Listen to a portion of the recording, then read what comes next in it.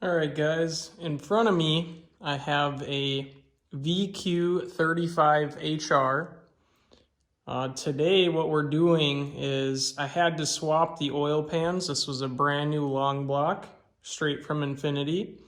And it came as an all-wheel drive car, hence I went and bought a brand new rear-wheel drive oil pan. I sold the old one with the existing motor that I had.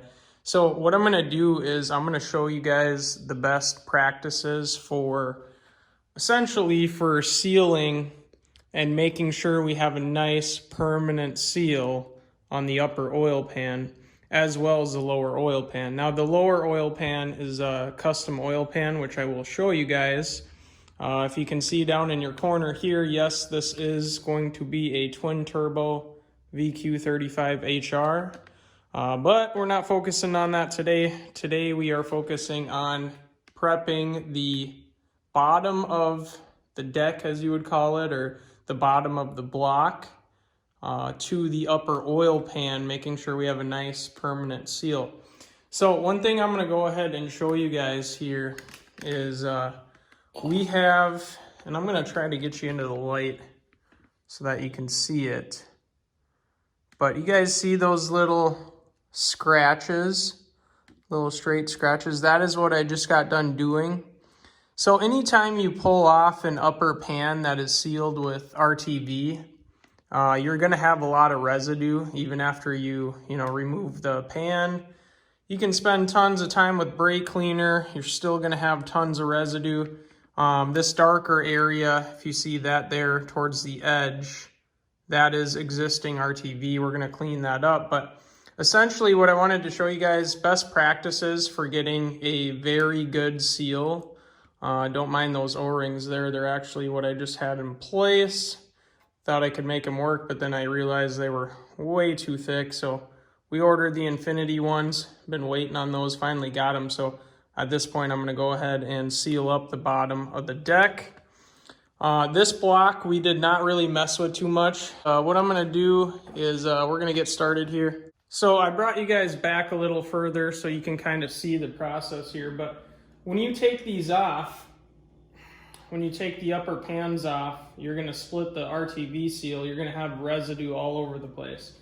Now the best practice for that is to take a small razor blade. For demonstration, I will show you the best practice, a new razor blade. You do not want an old razor blade that might have pits in the surface, stuff like that, because we're not trying to create a big giant scratch or a score on the block. What you're trying to do is get the RTV off. Now, you guys should probably know this already, but we don't want to scrape in, okay? We don't want to push the existing old RTV in to the engine block. What we want to do is we want to bring the RTV away from the block. Now, when you're on a stand, obviously it makes life a lot easier. You can pitch the block, side to side to kind of help from the existing residue or flakes falling in. You got to be very careful as you do it. But essentially what I started off by doing is I had a razor blade and I was kind of coming in at an angle like this, and I was scraping everything off. When you get done scraping everything off, and also always guys, watch out for the oil returns. These are where your oil essentially is going to come back from the cylinder head into the pan. We don't want to load that up with crap or have any debris in there, because that is going to get sucked right into the strainer, which you do not want. So essentially, once you have cleaned, as best you can with the razor blade, at that point, you're still gonna have residue. Now, the best practice for that, I'm not gonna go grab it, but would be a plastic disc wheel. Basically, they're little fingers with a bunch of plastic on them. They don't score metal, they just kind of heat and help get rid of the RTV. But if we want to take this further, this is gonna be essentially a high performance application where it's getting twin turboed. It's going to be exposed to lots of heat, lots of stress. And I never just trust cleaning it. What I always do is I etch very, very lightly etch the block surface as well as the top surface of the upper pan so that we can get the best seal possible. So the way I go about that, some of you guys are gonna cringe, but just hear me out, okay? Yes, 180 is very aggressive, okay, but I am not using a lot of pressure. Now what these are sanding strips, okay, you can get them at your local store, pretty easy to find, and essentially they're a giant spool, you can rip some off. Now the way you go about this is after you have cleaned the block surface, what I do is I take very, very light pressure, just a fingertip, I'm not even pushing hard, and I'm scratching the block. Now there's more to it than just that, okay? We don't want to just start scratching the block all over, because what we're trying to do is we're trying to create a score, a bunch of scores that follows the seal of the RTV to the pan, to the upper pan. So what I mean by that, I don't want to scratch this way, okay? If I create a bunch of scoring that is perpendicular to the way the gasket runs, it potentially, if that RTV ever got weakened, it could spring an oil leak through that small score, hence start to leak externally. So what you want to do is you want to go the same way as the gasket is. For example, on this section here where it curves, I'll start over here, I'll come up, I'll come back around, I'll go straight, come up, go straight, you get the point. Now on the corners, what you want to do is you want to do a corner score, just like so. All right, so we're got all our surface etched. You can see it is absolutely spotless all the way around. There are some shadows where it looks like there's some darker areas, and we don't need to scuff every single square inch. What we need is where that RTV is going to lay down. We need it to be nice, clean, and slightly etched. So what I'm going to do is use some brake clean and pick up any of the aluminum that has not come off yet, as you can see there. And best practice, in my opinion, is work on one area at a time. For example, I'm working on this area over here, and then slowly I'll work my way over here to the front, to the back. You want to get to the point where you see absolutely no aluminum on your rag. Now, some of you may say, oh, well, this is overkill and it doesn't have to be that clean. And you're right. It really does not have to be this clean. But the worst thing, in my opinion, would be if I got this whole motor set up, the turbo, everything all done in the engine bay, and I ran it for, a couple 100 miles, and then all of a sudden something that I sealed started to leak that requires the engine to come out. You know what I mean? Like, that would be the worst case scenario in my opinion. And I shouldn't say engine need to come out, but to do an upper pan on one of these, it is not an easy job. I mean, there's a lot of disassembly you're doing to do an upper pan. So this is the last that you want to try to cut corners on. That's the same for most vehicles. Usually upper pans are not designed to be a quick job to R&R. So again, the more time you spend in the beginning making sure this thing is spotless, the better. So I'm going to go ahead and finish cleaning this, and we'll get into a couple other points I want to show you. So I'm just going to give you guys a closer look at that etching I'm talking about. So as you can see, there's miniature scores in the block. And at this point, I have it absolutely spotless. See, in this kind of light, when you got light shining right from this angle, you can see the scores more. Whereas right here, just looks pretty flat. So, not going to spend all day showing you that, but this right here, since it's a brand new pan, what I'm going to do is I'm going to clean it up. you want to make sure whatever you're sealing is spotless. And the reason I say that, because when I take this and I flip it upside down and I mount it to the engine block, wherever that oil is, it's going to trickle down along the sides and it's going to saturate into my gasket material while it's curing, and I do not want that to happen. So I'm going to show you an example here though.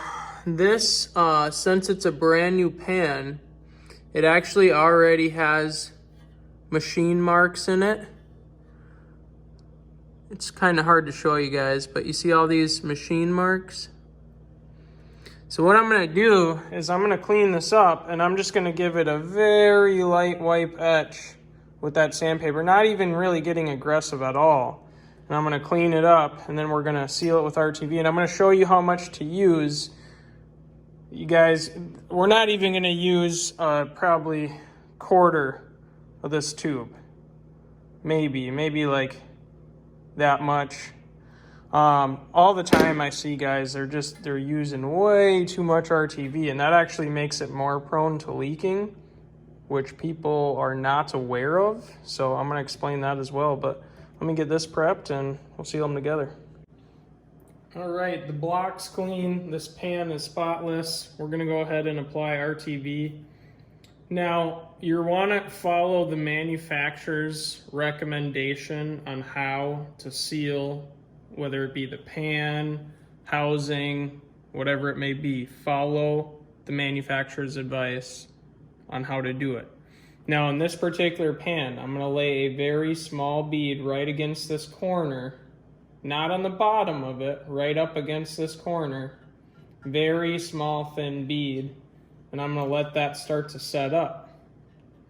Then I'm going to go over to the engine block on that surface, and I'm going to lay a very, very thin layer of RTV. Both of these we're going to let set up for about 5-10 minutes.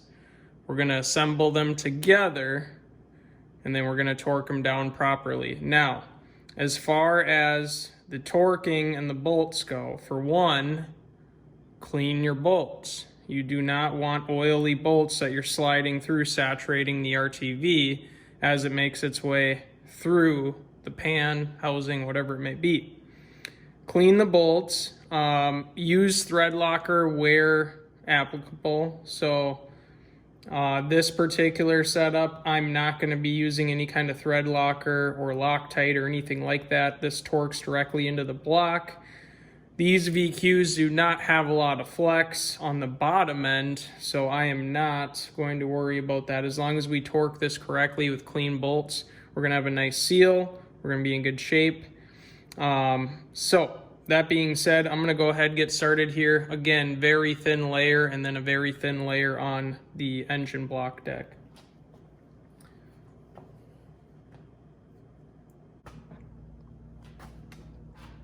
So that, and some of the areas are a little more than I wanted, but see that thin little area? Now what we're gonna do is we're gonna pull all of this up, just barely pull it up with our finger, just rotate some of it upward against that inner edge, and then I'm gonna go over and I'm gonna hit the block and I'm gonna show you that.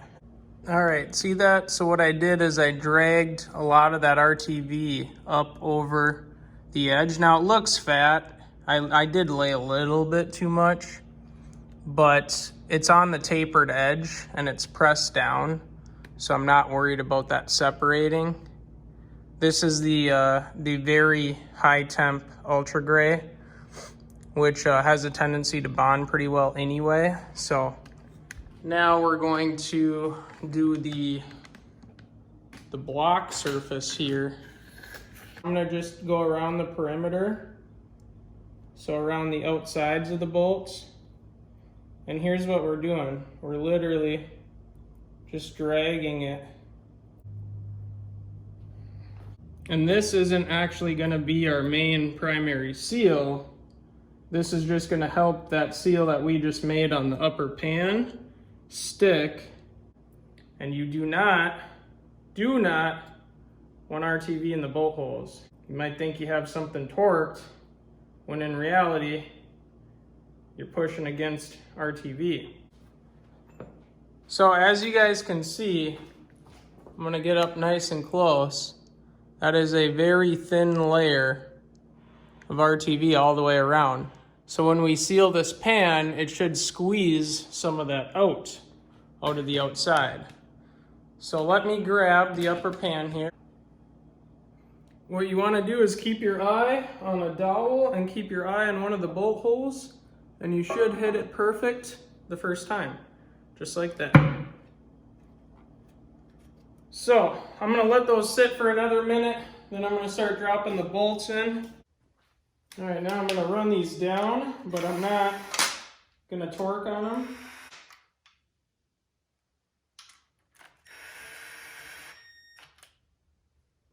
Okay, now I got to grab a torque wrench.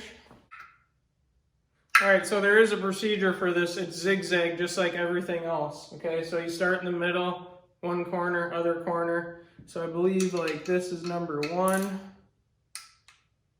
Okay, 2, 3, 4, 5, 6, 7, 8, 9, 10. You guys get the idea. Does it really matter as long as you're zigzagging? Not really.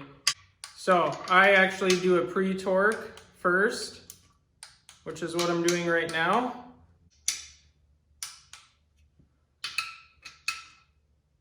All right, I apologize, the heater kicked on a little bit loud, but what I want to show you guys, the oil pan has little extrusions in the mating surface, okay? When you see this kind of stuff, that is designed for RTV, okay? So basically what we're gonna do is we're gonna fill these flush all the way around. And then what we're gonna do is we're gonna wad up some tacks around each bolt hole, just like such. And then we're going to install it on this upper pan. See, again, I etched all the way around. I did the same on this surface, if you guys can see that. Now, one of the things I'll show you guys, because you're probably wondering, like, what in the world is that? Well, I made there's different types of baffles in an oil pan, okay? Now, this oil pan is wider, okay, and I'll show you. It is a, see if it'll balance. Whoa, sketchy. It is a GTM oil pan for this VQ35HR. This will fit any of the VQs for the most part. Now, this is designed, obviously, for their twin turbo kit.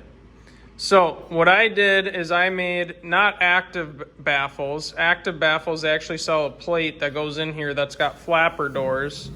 So when you take let's say all the momentum of the vehicle shifts this way, it doesn't allow the oil to go that way. But then when the oil volume starts filling up on that side, the baffle opens, puts more oil in the middle. Now, the other thing is when you don't buy something like that, you can design what's called passive baffles, which are designed to help oil flow. So what I did is the oil level is gonna sit higher than these baffles. But the good news is that when I floor it and I accelerate it, the oil is gonna obviously wanna rotate backwards, and it's going to basically funnel off of these. As the oil level expands, it'll overflow, but it'll keep all the oil at the back of the pan. The reason I want the oil at the back of the pan is the sump is at the back of where this pan's gonna sit. So essentially, it's gonna sit just like that. So that being said, the other thing I did, and I would not encourage you guys to do this because it's easier to tear stuff up than it is to do any good, but I did bend this out slightly, okay? Now what that did is that dropped, essentially raised the edge closer to the bottom of the pan This distance is the effective distance of where the oil will start to get pulled in. The lowest point. You never want to cut it back further, because if there ever becomes a point where the oil is not where that opening is, it's going to suck in air, it's going to start cavitating, and you're going to lose your oil pressure. So it's very, very important not to mess with these too much. The reason I bent this open a hair is because it actually brings the sides of this a little bit closer to the bottom of the pan. It is not necessary to do. It's my own car. We're going to see what happens with it.